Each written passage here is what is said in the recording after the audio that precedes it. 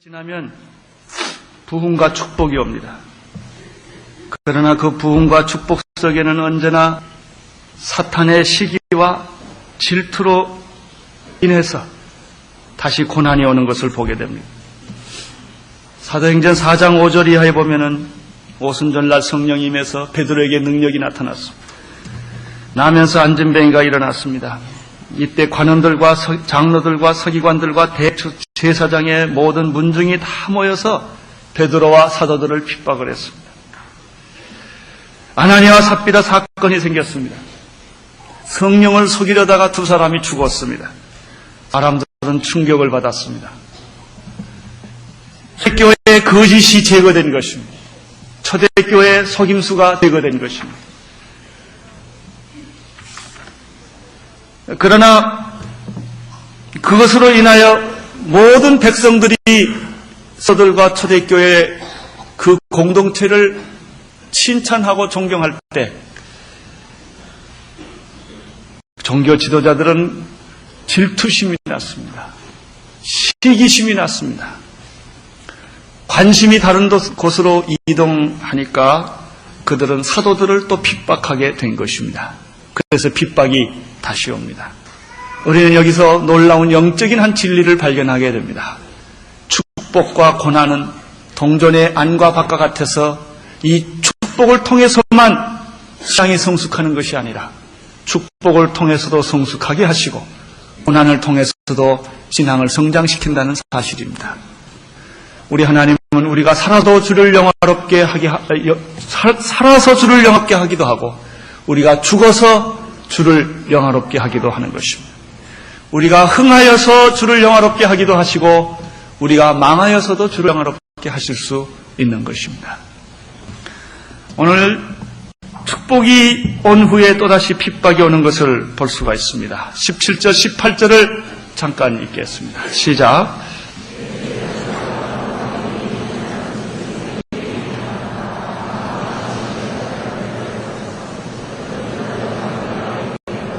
여기 세 가지가 나타납니다. 첫째는 핍박은 먼 데서 오지 않고 가까운 데서 온다는 것입니다. 적은 외부에 있지 않고 내부에 있습니다. 예수를 안 믿는 사람이 문제가 아니라 예수 믿는 사람들이 문제입니다. 교회 성장의 방해는 교회 안에 있습니다. 교회 밖에 있는 것이 아닙니다. 초대교회의 가장 무서운 적은 교회 안에 있었습니다. 격려해주고 위로해주어야 할 대제사장과 종교적인 무리들이 오히려 핍박하는 것을 여기서 우리가 보게 됩니다. 두 번째는 핍박과 공격의 이유가 신앙적이거나 진리에 관한 문제가 아니라 시기와 질투 때문이었다는 것입니다. 17절을 다시 한번 보겠습니다. 시작.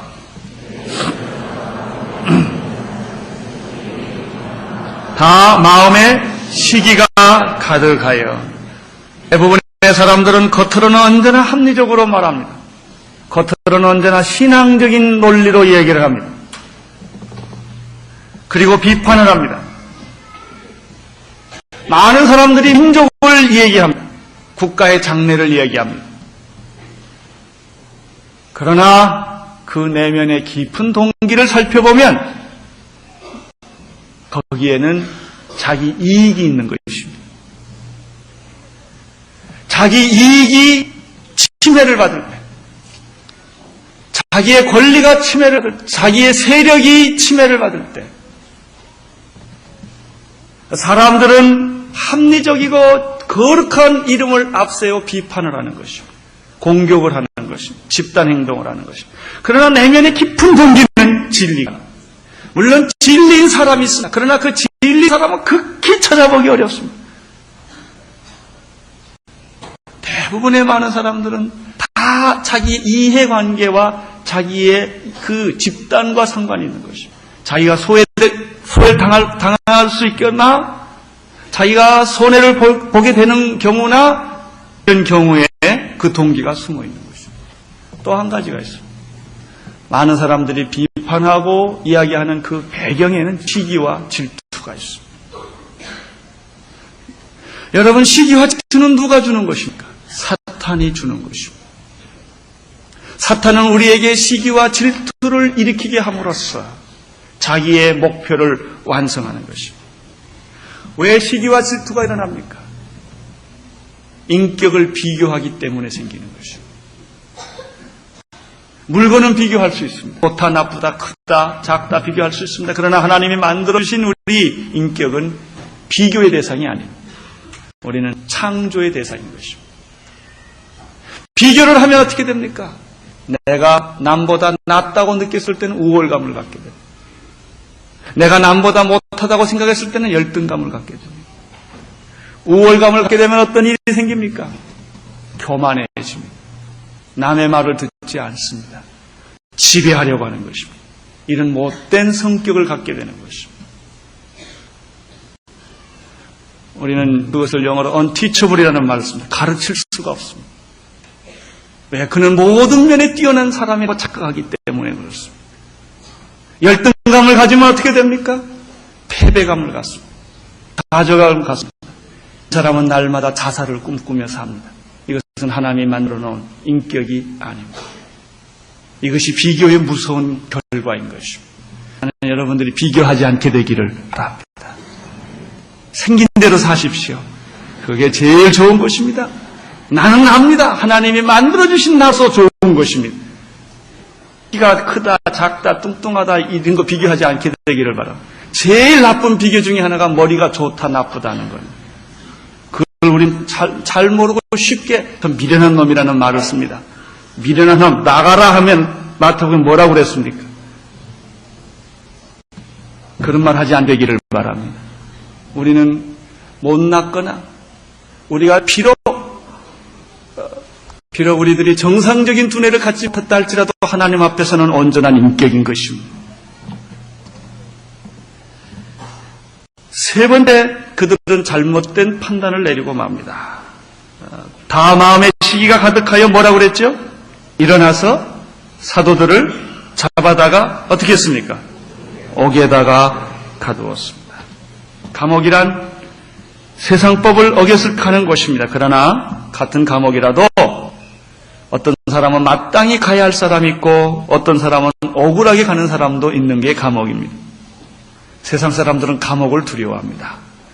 그러나 하나님의 사람들은 감옥을 두려워하지 않습니다. 감옥에 들어가도 찬송을 합니다. 사도 바울입니다. 바울과 실라가 그렇게 했습니다. 매를 맞아도 찬양을 합니다. 때리고 감옥에 가두어도 그리스도인들을 가둘 수가 없습니다. 세상 사람들은 감옥을 두려워합니다. 그러나 그리스도인들은 하나님을 두려워합니다. 그들을 감옥에 집어넣었습니다. 이 19절과 20절을 보시기를 바랍니다. 시작.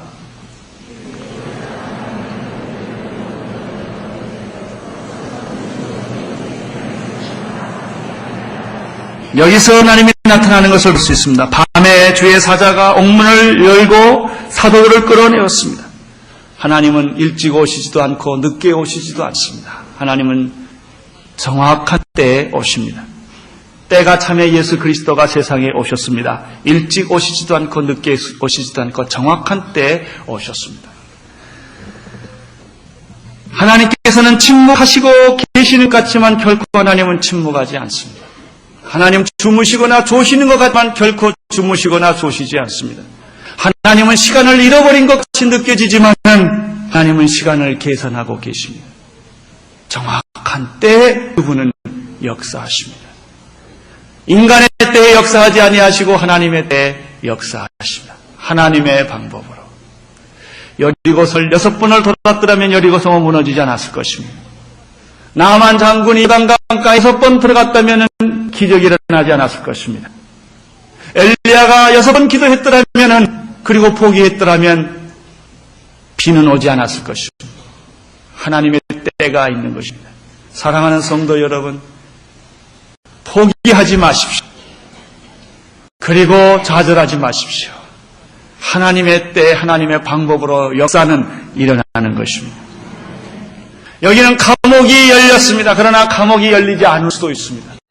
제가 알고 있는 한 권사님, 국락교 권사님, 이대 교수였던 분이 유방암으로 죽었습니다. 그의 아들이 근육이 말라가는 병으로 어려움을 겪었을 때 그가 3년 동안 울며 불며 기도하며 하나님을 찾다가 결국 그가 하나님을 만나고 나서 그 아들의 병이 나았습니다. 길치어탄이 가끔 저희 교회도 나옵니다. 그 후에 그 어머니는 유방암에 걸렸습니다. 그분은 이렇게 말을 했습니다. 내 아들을 살려주신 하나님은 나도 살려줄 것을 확실히 믿는다고. 기적을 보여주었기 때문에 그런 것입니다. 그러나 유방암이 낫지를 않습니다. 2번 수술을 했습니다. 방사선 치료해서 머리가 다 빠졌습니다. 손이 다리처럼 굽기 시작을 했습니다. 고통이 너무나 커서 그가 나한테 이런 편지를 했습니다. 너무너무 고통이 커서 죽어버리고 싶다. 주님을 부인할 정도로 고통이 많다. 그때 그는 하나님 앞에 매달리기 시작을 했습니다. 그때 하나님이 그에게 이런 응답을 했다고 그가 나에게 고백을 했습니다. 너의 아들은 살아서 영광을 돌리고 너는 죽어서 영광을 돌리느니라. 그가 그때 그 비밀을 알았습니다. 그래서 그는 그 후로 자기가 잘못했던 사람들을 다 초청하기 시작했습니다. 이분은 돈도 있고 능력도 있어서 시집 식구를 다 먹여 살렸습니다. 먹여 살릴 때마다 상처를 주면서 돈을 줬습니다. 그래서 그때 그 사람들을 다 불러서 용서를 빌었습니다. 그게 1년이 넘는다고 그랬습니다. 1년을 해도 안 끝난데 자기가 상처 준 사람을 생각해보니 그걸 다 했습니다. 마지막에 그를 위로하러 갔던 사람들은 은혜 받고 돌아왔습니다. 결국 그는 영광롭게 주님 품에 안겼습니다. 감옥문이 안 열릴 수 있습니다. 감옥에서 죽은 사람도 있습니다. 주기철 목사님처럼. 그분이 기도가 약해서 안 된 게 아닙니다. 그러나 오늘 여기 성경에는 감옥이 열릴 수도 있다는 것입니다. 아멘. 열려서 영광이 되면 하나님이 그렇게 하실 것입니다. 닫아서 영광이 된다면 그렇게 하실 것입니다. 그것은 하나님의 주권에 속하는 문제입니다. 여러분 20절 그 말씀을 다시 한번 보십시오. 가로되 가서 성전에 서서 이 생명의 말씀을 다 백성에게 전하라. 우리는 여기서 2가지를 봅니다. 기적을 일으키는 사건을 하나 목격합니다. 문도 잠겼습니다. 간수도 있습니다. 그런데 그 안에 있는 사람이 빠져나온 것입니다. 빠져나온 다음에 주의 성령은 뭐라고, 주의 사자는 뭐라고 말씀했습니까? 너희는 가라. 어디로 가느냐 하면은 성전으로 가라. 거기에 서서 너는 생명의 말씀을 온 백성에게 다 전하라는 것입니다. 여기에 기적의 의미가 있습니다. 왜 하나님은 기적을 베푸시는가? 이런 선교적인 의미가 있기 때문에 그렇습니다. 어떤 경우에는 불치병을 하나님이 고쳐주시기도 합니다. 어떤 경우에는 사경에서 살아나기도 합니다. 버스가 굴러서 다 죽었는데 이상하게 혼자 살았습니다. 재수입니까? 운수가 좋아서 그랬습니까?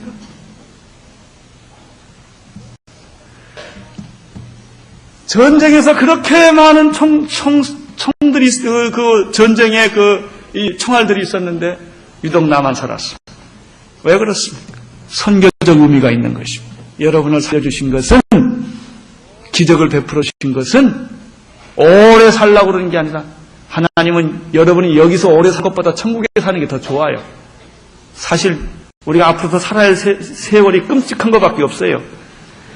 자녀교육 해야죠. 대학교 보내야죠. 시집장가 끔찍한 거 아니에요? 얼마나 이 생존 경쟁에서 우리가 살아남으려면 얼마나 하는 고난을 우리가 얼마나 더 겪어야 돼. 우리가 영광스럽게 사는 것은 주님이 옆에 있는 게 더 좋을 거예요. 그러나 밤이 깊도록 동산내내 있고 싶지만 우리가 왜 세상을 나가야 합니까? 왜 사는 것입니까? 사명이 있는 거예요. 사명은 뭐예요? 하나님의 말씀이 있기 때문에 사명이 있는 거예요. 너는 가서 복음을 전하라. 이 말씀이 없으면 사명도 없습니다.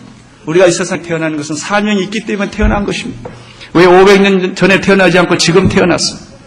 왜 500년 후에 태어나지 않고 왜 지금 태어나서 우리가 이 시대를 삽니까? 왜 우리가 소련이나 중국에서 태어나지 않고 한국 땅에 태어났습니까? 여기에 이 시대에 우리가 할 일이 있기 때문에 그런 것이죠. 이것을 발견하셔야 합니다. 이것을 위해 사는 것입니다. 오래 사는 게 복이 아니라 사명을 발견하는 것입니다. 여러분이 하나님이 이 땅 위에 이 시간에 처지에 이 고난의 이 사건 속에 나를 두신 의미를 아셔야 합니다. 하나님은 그들을 감옥에서 빼놨습니다. 그리고 사명을 주셨습니다. 가서 생명의 말씀을 전하라. 여러분 죽을 병에 걸리거나 아주 극한 상황에 몰리면 무슨 기도를 할까? 하나님 이번만 살려주시면 내가 주를 위해 살겠나이다. 그 말 꼭 지키시기를 바랍니다. 그런데 그렇게 기도하지 않는 사람 내가 본 일이 없어요. 다 죽을 병 걸리면 다 그런 기도해요. 그런데 그렇게 한 사람이 또 별로 없어요. 다 건강하면 잊어버려요. 부자가 되면 다 잊어버려요. 환경이 좋으면 다 잊어버려요. 나는 여러분이 그런 사람이 아니기를 바랍니다. 사명을 발견하십시오. 여러분 그냥 여기 왔다가 그냥 적당히 살다가 끝나라고 하나님이 보내주신 게 아닙니다. 동물이 아닙니다. 인간은 먹고 돼지처럼 사는 게 인간이 아닙니다. 개처럼 사는 게 인간이 아닙니다. 사명을 하나님 두셨을 때는 그 사람에게 사명을 주었습니다. 여러분이 나는 이 사명을 하나님으로부터 주신 사명을 다 발견하게 되기를 바랍니다. 그리고 그 사명을 위해 사십시오. 돈 벌기 위해 살지 마십시오. 부자 되기 위해 살지 마십시오.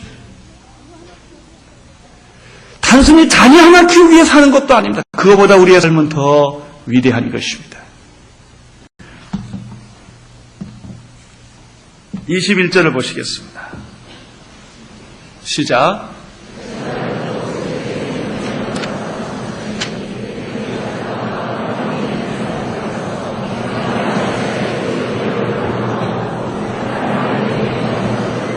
두 가지 사람이 있습니다. 하나는 사도들이요, 하나는 종교 지도자들입니다. 그 사도들은 어떻게 했습니까? 저희가 언제? 새벽에. 여기 성경에 보면은 성전에 서서 이 생명의 말씀을 다 전하라고 그랬습니다. 감옥에 나가면 오전이 아니면 새벽에 누가 사람이 있습니까? 새벽 기도도 하지 않을 텐데. 여러분, 이 사도들은 새벽에 성전으로 갔습니다. 순종입니다. 새벽이라는 이 뜻은 순종의 의미가 있습니다. 오전에 갈 수도 있습니다. 한숨 자고 오후에 갈 수도 있습니다. 그러나 그들은 그렇게 하지 않았습니다. 날이 밝자 말자 뛴 것입니다. 순종한 것입니다. 어린아이 같이 순종한 것입니다. 순종하는 사람에게는 하나님의 축복이 있습니다. 순종하는 사람에게는 땅의 기업을 하나님이 허락하여 주실 것입니다. 싸나운 사람이 땅을 차지하는 것이 아니라 온유한 사람이 땅을 차지합니다. 반항하는 사람이 역사를 지배하는 것이 아니라 순종하는 사람이 역사를 지배하는 것입니다. 우리는 여기서 이것을 보게 됩니다.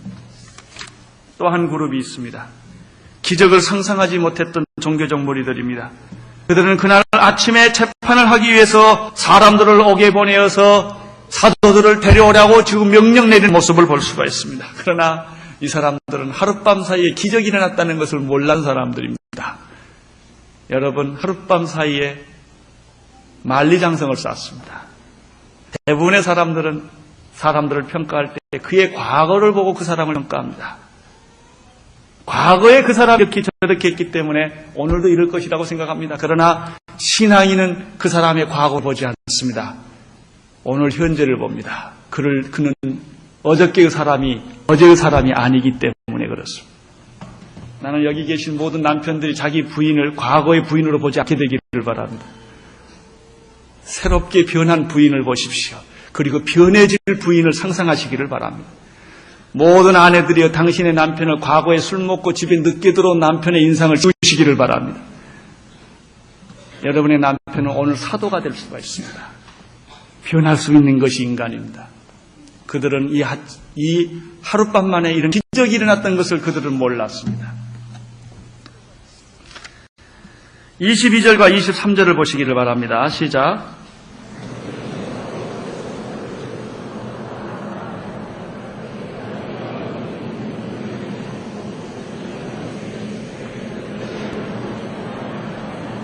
온 든든하게 잠기고 옥문을 지키던 사람들은 있습니다.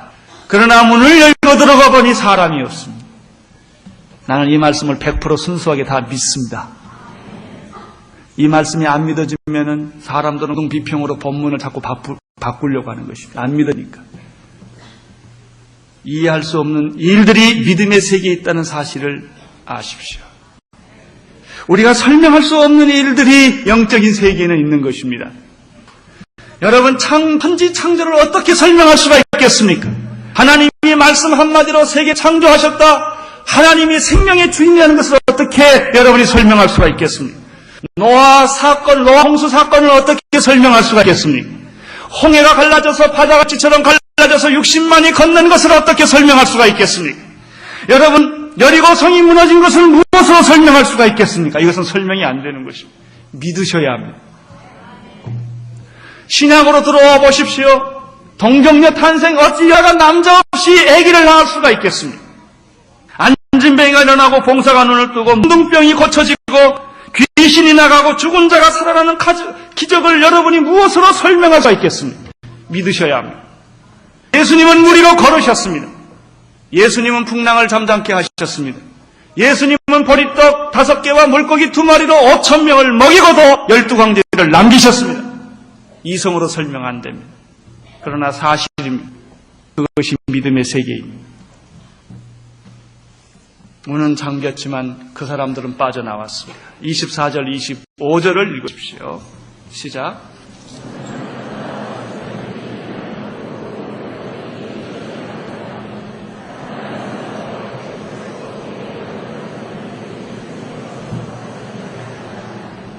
사람이 사라진 것이 아니라 성전으로 이동된 겁니다. 그러나 세속적인 사람들은 영적인 원리와 질서를 모르는 것입니다. 그래서 그들은 언제나 물리적인 힘에 의존하는 것을 볼 수가 있습니다. 26절에서 28절까지 읽어주시기를 바랍니다. 시작.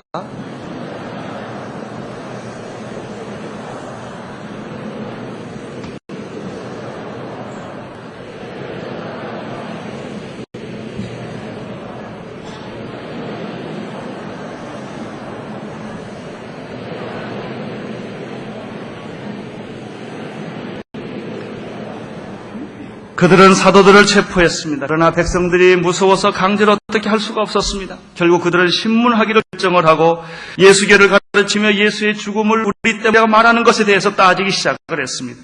베드로와 사도들은 성령에 충만하여 놀라운 대답을 다음과 같이 합니다. 29절 읽어주십시오.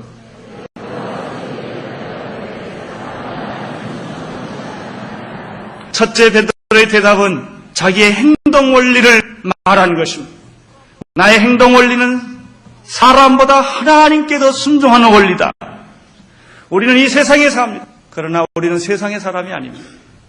만약에 우리가 세상에 살면서 세상의 사람이라면 세상 방법대로 살면 됩니다. 그러나 우리는 세상에 살지만 하나님의 백성으로 삽니다. 여기에 우리의 갈등이 있습니다. 그러나 우리가 이 세상에 살면서 우리의 삶의 원리, 행동 원리는 무엇입니까? 사람보다 하나님을 더 중하게 생각한다는 것입니다. 세상의 법칙을 따라가는 것이 아니라 하나님의 법칙을 따라가겠다는 것입니다. 우리가 세상에 살지만 하나님을 더 중요하게 생각한다는 것입니다. 두 번째입니다. 30절과 31절 읽어주십시오.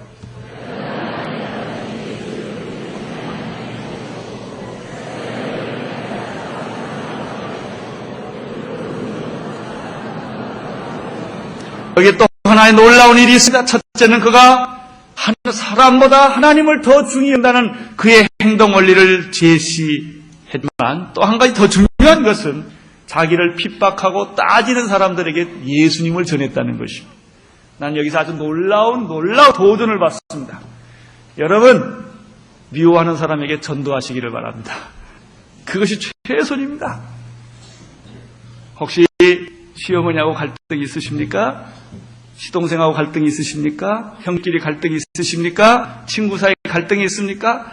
아무 소리 말고 그 문제 가지고 얘기하지 말고 좀 만나자고. 만나면 하나님은 당신을 사랑하시사 당신의 생애를 위하여 놀라운 계획을 가지고 탁 사형위를 전하는 길을 바랍니다. 왜 그 사람하고 왜 그 사람이 문제가 됩니까? 예수가 없어서 그런 것입니다. 사도 바울은 이 사도들은 자기를 따지고 핍박하는 자에게 예수를 증거합니다. 어떤 예수를 증거합니까? 첫째, 너희가 나무에 달아 죽인 예수를 합니다. 십자가의 예수입니다. 두 번째, 하나님이 다시 살려주신 예수를 말합니다. 부활의 예수입니다. 세 번째, 구원을 얻게 해주시는 예수를 말합니다. 구세주를 얘기합니다. 여기 회개가 있습니다. 죄사함이 있습니다. 그리고 임금과 구주가 있습니다. 얼마나 탁월한 전도입니까? 얼마나 놀라운 예수를 소개하고 있습니까? 우리도 이런 예수를 소개할 수 있게 되기를 바랍니다. 가서 예수님을 이렇게 십자가의 예수, 부활의 예수, 나의 구원자 예수 그리스도를 여러분이 전할 수 있게 되기를 바랍니다. 마지막으로 32절을 읽겠습니다.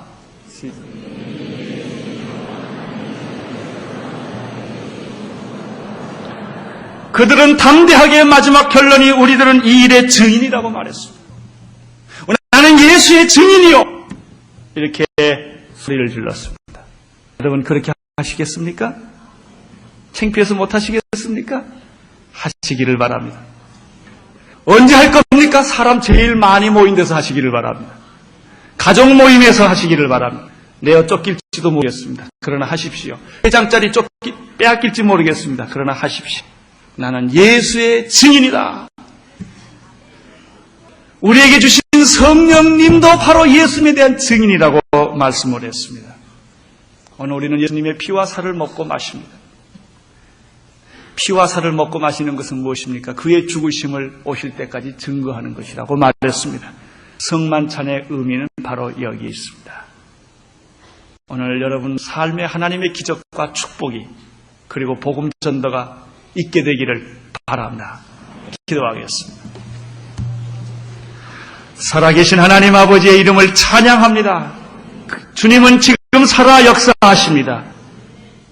침묵하시지만 침묵하시는 것처럼 보이지만 결코 침묵하지 않으신 것을 믿습니다.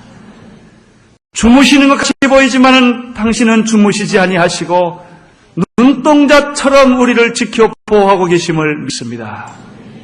우리 성도 한 분 한 분을 지켜주시고 보호하여 주시고 격려하여 주시고 저들에게 사명을 다시 일깨워 주시옵소서.